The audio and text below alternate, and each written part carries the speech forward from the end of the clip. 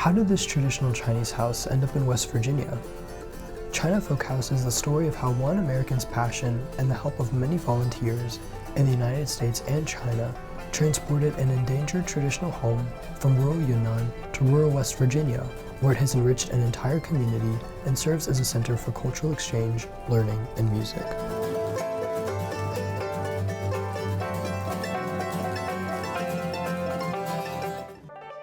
What is China Folk House?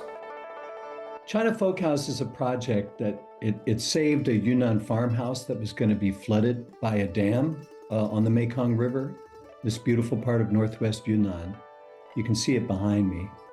And then we dismantled it and moved it to West Virginia. We're here in Harpers Ferry, West Virginia, and we rebuilt it as a cultural exchange center. You know, its mission is really to promote mutual understanding and to have people understand the tremendous transformation of rural China over the last 30 years, which is the lifespan of the house. What collaboration was needed to move the farmhouse? Well, the interesting thing is it was completely people to people. I mean, there's no government involvement at all. It was the owner of the house, Mr. Zhang Jianhua. And I bumped into him one time when I had a group of students in this part of Yunnan, and I said to him, I can't believe your house is going to be flooded. It's a pity. I wish I could just take it home. And he ran with that. So it was people to people. I drew on friends that I have in the U.S., friends in China that I've known for 30 years, and said, let's just go and try to do this project. So colleagues of mine at school, a friend of mine who's a guitar maker who came over and did all the carpentry, mapping, former students who are architecture school students in grad school, and then people I'd worked with for decades in China. Originally, we wanted to get carpenters from Zhenchuan to come over and to rebuild the house. And they went to Chengdu when we had a consulate there, and they went in for their visa interview. They were going to volunteer their labor for 2 months. We were going to pay for all their expenses and provide the wood, and they were going to build this and some of the another pavilion type building. Well, they went in and they got their visa denied. So that was a huge setback. So then I was like, what am I going to do? And my friend said, we'll figure something out. So I had kids go out, and I never thought it, but my students all volunteered and wanted to come out and help rebuild the house. So they came out and we started work on it. And then I had no idea. I showed a film. In fact, on our website, there's a wonderful film about taking the house down that I think people would really enjoy. But I showed the film at a public gathering in Clark County, West Virginia, at a place called The Barns. And a huge audience showed up, and they all watched it. And I thought they were going to ask me questions about the place in Yunnan where it was from, or taking down the house. The only question they wanted to know is, how are you going to rebuild it? And I realized, well, I had no idea, because I was working with students getting things ready. And these two guys, as I was walking out, they said, yeah, it's pretty cool. We were going to come over tomorrow. We'll see if we can maybe give you a hand. And I was like, oh, that's great. So the next day, here they come. Pickup trucks, vans, all these guys show up. And for 2 weeks, they put the frame of the building up as volunteers. But it's an incredibly moving story about how people respond. People respond when they see a need, when they see something that they want to support. And the whole time, the timber framer buddies were thanking me for bringing this cool project for them to work on. And the one thing they said was, you just got to promise us you won't give up on the quest to get our brothers, which they call them, our brothers in China. We want to work with them. So that's kind of my marching orders going forward. Pam and I are going to try to do that exchange project. How does the farmhouse's new location in West Virginia compare to its old location in Yunnan? Well, this is from the upper reaches of the Mekong River underneath the Himalayas, the eastern sort of ramparts of the Himalayas.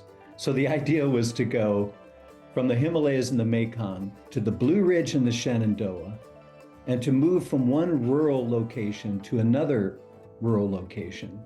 So I think it's been kind of a translation project, but it's worked really well, I think, to try to connect two communities that don't often get connected by exchange programs. So rural communities. That was kind of the thinking behind it. And then, you know, as we've developed, it's become a place where, you know, we do lots of experiential learning programs. It's like a living museum where you can come in and interact with the space. We do a lot with environmental sustainability, which is an issue in both places. And we also have become a great center of community engagement. So I think that was the idea, that we would try to engage two communities that don't often get included in cultural exchange projects. Why is Yunnan important to you? Well, Yunnan is all about diversity. I mean, you have tremendous biodiversity. This region, the Three Parallel Rivers region in Northwest Yunnan, is second only to the Amazon for biodiversity because of the dramatic landscape with really tall mountains and deep river valleys. So where you have biodiversity, you have cultural diversity, ethnic diversity. So that was just so appealing to me about Yunnan. And I thought it was a good connection to where we are in the U.S., where diversity is our strength. So I thought this was a good kind of point of connection between the two places. Yunnan also has preserved all kinds of wonderful traditional cultures, right? So when I took kids to Yunnan, they would do things like apprentice with local craftsmen who were wood carvers or who did this traditional post and beam, mortise and tenon joinery. All that is a living tradition in Yunnan. So you can get this whole sense of time and how those traditional practices are still relevant in the present day. And that even goes into like environmental things. I mean, there's lots of sustainability aspects of this kind of house and this way of living that I think we can learn from. The transformation, I mean, I keep saying this, if you think about it, the house is built totally by hand, without electricity, in the traditional style with traditional craftsmanship, but it was built in 1989. They didn't have electricity in 1989.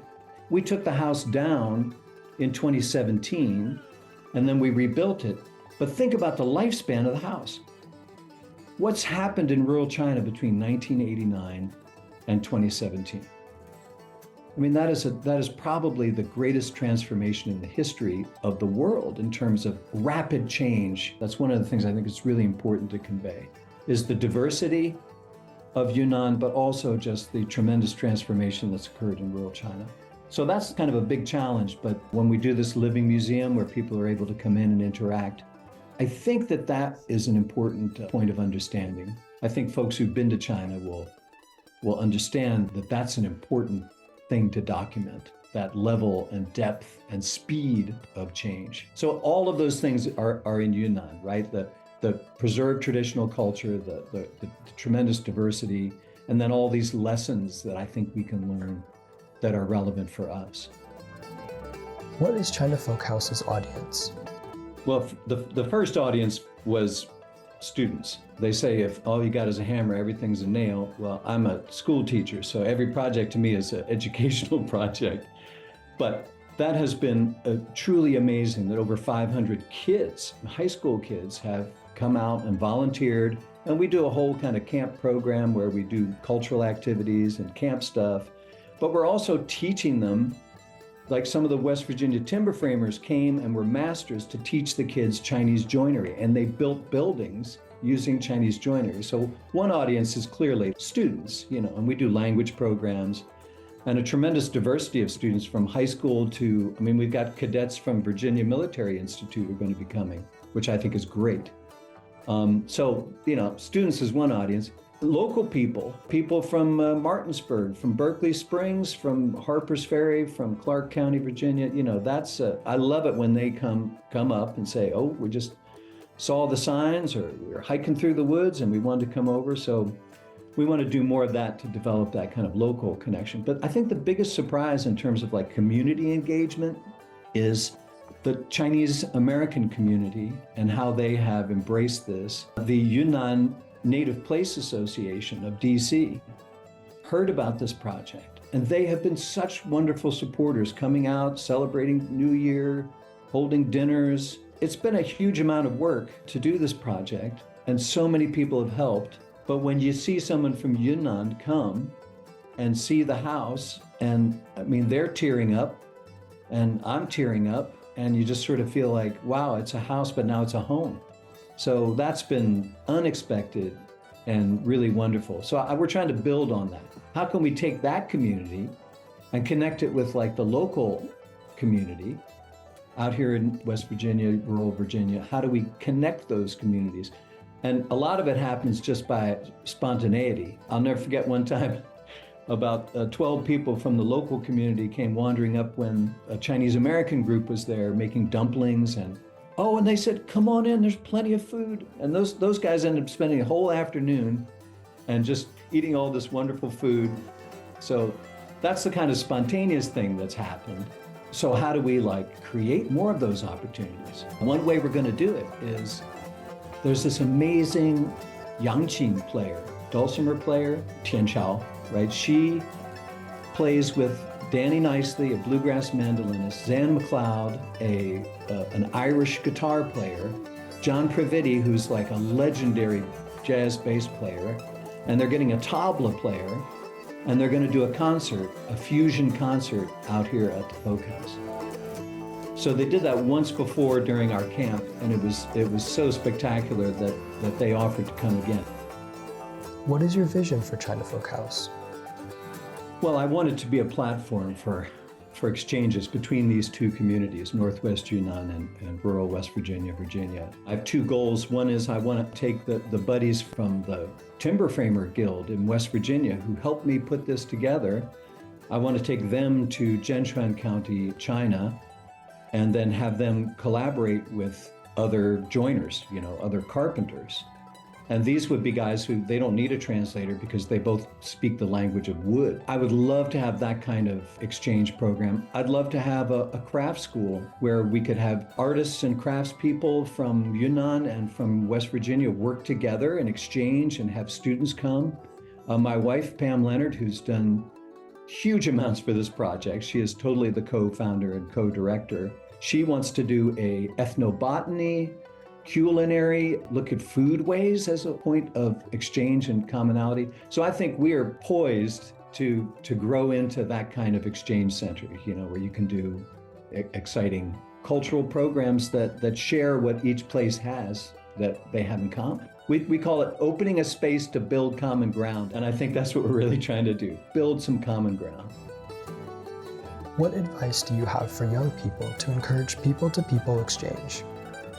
Yeah, I guess the biggest advice is what I always heard in Yunnan, where people would say, "Wupa, wupa," don't be afraid. I think sometimes people think they have to have everything all worked out, when if you have a real point of connection, right? You have a real thing that you're passionate about. If you commit to that, then I heard a quote from Goethe I thought was perfect about this. He says, "At the moment of commitment, the entire universe conspires to assist you." And that's really been our experience, where people have been so incredibly generous with their time, with their money, with their labor.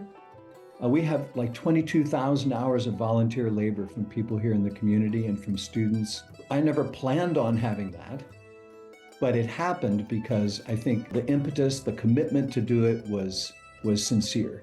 And then people just responded to that. So I guess the advice is, don't be afraid to follow your passion and commit to something. Don't think you have to have everything all tied up, because it will grow and develop in ways that you never even imagined.